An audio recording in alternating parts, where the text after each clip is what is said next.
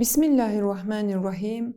Esselamu alel Hüseyin ve ala Ali ibn Hüseyin ve ala avladil Hüseyin ve ala əshabil Hüseyin. Salamlayıram sizi dəyərli izləyicilər, Məhərrəm ayının ilk gecəsində və bu ehtiramı vacib olan ayın gəlişi münasibəti ilə hər birinizə başda İmam Zaman olmaqla başsağlığı diləyirəm. Allahdan istəyirəm və diləyirəm ki, inşallah ki, bu ayın ehtiramı saxlayan şəxslərdən, hörmətini gözləyən şəxslərdən olaq və eyni zamanda da bu aydan ən gözəl şəkildə istifadə edək. Hər olduğu kimi yenə də mən siz dəyərli izləyicilərin xidmətindəyəm və istəyirəm ki, sizə faydalı ola biləcək nöqtələr barəsində danışaq. Məxsusən də Məhərrəm ayının ilk günlərinə aid olan bir neçə nöqtələri sizin üçün xidmətinizə çatdıracağam ki, bu il fərqli olaraq düşünülmüş formada bu əzadarlıqlarda İmam Hüseyin məclislərində iştirak edək və düşünülmüş formada tam hədəfli və istiqamətli olaraq irəli gedək. Bir sualla sizə, fikrinizi, diqqətinizi cəlb etmək istəyirəm. Sual bundan ibarətdir. Nə üçün hər il təkrar olaraq biz əzadarlıqlarda iştirak edirik? Niyə təkid olunur ki, İmam Hüseynin ziyarətinə hər il gedək, Ərbəyin ziyarətində iştirak edək? Niyə imamın məhz əzası üçün bizə təkid olunur ki, göz yaşı axıdaq, ehsanlar verək, məclislər təşkil edək? Bu maraqlı sualdır və eyni zamanda diqqətləri cəlb edən nöqtələrdən biri də budur ki, niyə düşmən məhz bu məclislərlə, bu əzadarlıqlarla uzun illərdir ki, mübarizə aparır? İstəyirəm bu sualın cavabında bir neçə nöqtəni sizin diqqətinizə çatdırım, xidmətinizə ərz edim inşallah. Baxın, tarixdə dəyərli izləyicilər, nə çox qiyamlar olub. Və bu qiyamların əksəriyyəti də məhz Ələvilər tərəfindən olub, yəni İmam Əli tərəfdarları tərəfindən olub, imamların ardıcılları tərəfindən olub ki, buna nümunə olaraq İmam Səccad əleyhissalamın övladı Zeydin qiyamını da biz gətirə bilərik. Və bunun kimi bir çox qiyamlar olub. Bəs nə üçün məhz İmam Hüseynin qiyamı diqqətləri cəlb edir və nə üçün onun əzadarlığına təkid olunur? Baxın, bütün qiyamlardan fərqli olaraq İmam Hüseyndə ümumilikdə bir nöqtəni çatdırım ki, İmam Hüseynin qiyamında Aşura məsələsində məhz imamın addımı müdafiə xarakterli idi. Yəni ilk həmlə edən, ilk hücuma keçən imamın özü deyil idi. İmamın məqsədi bu deyil idi. Amma bundan əlavə sizin nəzərinizə bu bir neçə gün içində 10 nöqtəni çatdıracağam. Bu 10 nöqtə bizə onu aydınlaşdıracaq ki, nə üçün biz əzadarlıqları saxlamalıyıq, nə üçün təkrar hər il təkrar olaraq bu əzadarlıqlarda iştirak etməliyik, bunu qoruyub saxlamalıyıq.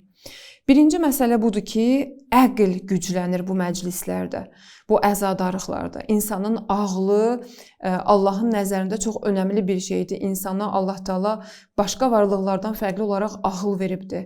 Və əql, yəni Qurani-Kərimdə çox toxunulan bir mövzudur. Hansı ki, Qurana biz diqqət yetirdiyimiz zaman görürük ki, 49 dəfə əql feili gətirilib Qurani-Kərimdə. Və Allah Taala insanları düşünməyə dəvət edir. Və bu məclislər, bu əzadarlıqlar, bu tarixi faktın təkrarlanması, göz yaşı axıtmaq, düşünmək bunun üzərində məhz əqlin güclənməsinə və oyanmasına səbəb olur. Quran ağla doğru dəvət edir. Əfələ yəqilun, əfələ təqilun. Bu kəlməni biz Quranı oxuduğumuz zaman təkrar ayələrdə görürük. Və Mülk surəsində cəhənnəm əhli barəsində danışılır. Cəhənnəm əhlinə sual verilir ki, sizə peyğəmbərlər göndərilməmişdi ki, sizi doğru yola dəvət etsin. Bəs nə üçün siz cəhənnəm əhli oldunuz? Yəni, əgər Mülk surəsinin tərcüməsinə bu günlərdə müraciət etsəz, görəcəksiniz ki, orada cəhənnəm əhli barəsində bir neçə ayədə diqqətləri cəlb edir və orada vurğulanır ki, sizə peyğəmbərlər göndərilməmişdi, sizi oyadan şəxslər göndərilməmişdi. Bəs nə üçün siz cəhənnəm əhli oldunuz? Mülk surəsində elə cəhənnəm əhli olan şəxslər belə bir cavab verərlər ki, əgər biz eşitsəydik və əgər biz düşünsəydik, biz cəhənnəm əhli olmazdıq. Biz eşitmədik və düşünmədik. Düşünmək nə vasitəsilə olur? Sözsüz ki, əql vasitəsilə olur. Bəs onların cəhənnəm əhli olmalarının səbəbi ağıllarını işlətməmələri idi. Onlar cavabında deyərlər ki, ağlımızı işlətmədik, ona görə də biz cəhənnəm əhli olduq. Ağıl çiçəkləndiyi zaman insanın imanı da çiçəklənir. Ağıl oyandığı zaman insanın dini də oyanır, dini də oyanışa məruz qalır. Ağır işləyəndə insan düşünür, zalımın kimliyini dərk edir, məzlumu dərk edir. İnsan ağlını işlətdiyi zaman, məhz bu hadisələrə diqqət yetirəndə bu hal baş verir insanda. Yəni insanın ağlı güclənir, insanın ağlı oyanır ki, məzlum kimdir, zalım kimdir? Zülmə məruz qalmış şəxslər kimdir? Nə səbəbə, nə üçün zülmə məruz qaldılar? Bu şeylərin dəlillərini axtarır və ağlı oyanışa məruz qalır. Bəs deməli, İmam Hüseyn məclisləri, əzadarlıqları, İmam Hüseynin tarixini oxumaq, təkrarlamaq oyanışa səbəb olur. İnsanın ağlının oyanışına səbəb olur ki, bu oyanış da insanın düşünməsinə və nicat tapmasına gətirib çıxarır. İkinci mühüm məsələ, İmam Hüseyn əzadarlıqlarındakı mühüm məsələ budur ki, İmam Hüseynin əzadarlıqları hansı təsiri qoyur, məclislər hansı təsiri qoyur? İnsanın elmini inkişaf etdirir, elmini gücləndirir və artırır. Baxın, tarixi bilək, nə oldu, nə baş verdi, suallar yaranır insanda. İmam kim idi ümumiyyətlə? Niyə Kərbəlaya gəldi? Nə üçün bu hadisə baş verdi? Bunların hamısı elm vasitəsilə baş verir, elm vasitəsilə öyrənilir. Və bu elmi də biz həmin məclislərdə maariflənərək öyrənirik. Həmin məclislərdə iştirak edərək öyrənirik. Qurani Kərimdə 779 dəfə elm kəlməsi işlədilibdir. Elm kəlməsi gəlibdir. Və alimin elmi o qədər önəmli bir məsələdir ki, bizim İslam dinimizdə hətta əməl edən alimin yuxusu cahil bir şəxsin ibadətindən belə üstün hesab olunur. Çünki alim çox faydalı bir işlə məşğul olur. Elmli olmaq insanın agah olmasına gətirib çıxarır, ağlının oyanmasına gətirib çıxarır və günlərin bir günündə belə bir hadisə qeyd olunub, yəni tarixdəki Peyğəmbərə müraciət edirlər. Səhabələr, Peyğəmbərin bir qrup səhabə Peyğəmbərin yanına gəlir və ona sual edirlər. Deyirlər ki, məsciddə bir alim elmi bir bəhslər edir, tədris edir, elmi bir mövzuda danışır. Bir nəfər də dünyadan köçüb onun cənazəsini də bir qrup istəyirlər ki, aparsınlar, dəfn etsinlər. Peyğəmbərdən sual soruşurlar. Ya Peyğəmbər, hansı daha çox üstündür? Biz hansında iştirak eləsək bizim üçün daha faydalıdır? Peyğəmbər cavabında deyir ki, əgər o cənazəni yerdən götürən şəxslər varsa, hətta bir neçə nəfər, 5-6 nəfər o cənazəni aparıb dəfn edə bilərlərsə, varsa bu kimi şəxslər, siz gedin alimin məclisində əyləşin. Alimin məclisində əyləşin ki, 1000 cənazədə iştirak etməkdən, 1000 xəstəyə baş çəkməkdən, 1000 ümrədən, 1000 dirhəm infaq etməkdən və 1000 gecə namazından daha üstündə alimin məclisində iştirak etmək. Bəs elm o qədər əhəmiyyətli bir mövzudur ki, alimin məclisində iştirak edib maariflənmək çox önəmlidir. Baxın, bu məclislərin bir xüsusiyyəti də budur ki, həmin məclislərdə minbərlər olur, alimlər danışırlar, insanları faydalandırırlar.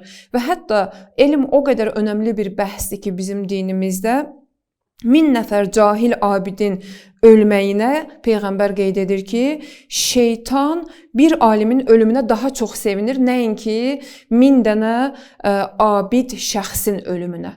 Yəni, bir əməl edən alimin ölümü şeytanı minlərlə cahil abidin ölümündən daha çox sevindirir və xoşhal edir. Baxın, əgər istəyirsinizsə bir məsələyə də diqqət edək burada. Baxın, Kərbəla səhnəsinə, Kərbəlada imama qarşı duran şəxslərin içində abid şəxslər də var idi. Yəni, ibadət əhli şəxslər var idi ki, onlar gecə-gündüz ibadətlə məşğul idilər. Hətta gecə namazı qılırdılar. Amma onlar imamın başını kəsməyinə bais oldular. Onlar imama qarşı zülm etməyə bais oldular. Bəs deməli, elmli olmaq çox önəmli olduğu üçün İmam Hüseyn məclisləri, İmam Hüseyn əzadarlıqları və ümumiyyətlə Aşuranı yəni dərk etmək, Aşuranı hər il təkrar qeyd etmək, bu günlərin ehtiramını saxlamaq özü bais olur ki, insan elmlənsin. Bəs agahlanmağımız çox önəmlidir. Bu məclislər də bais olur ki, biz agahlığımızı artıraq inşallah.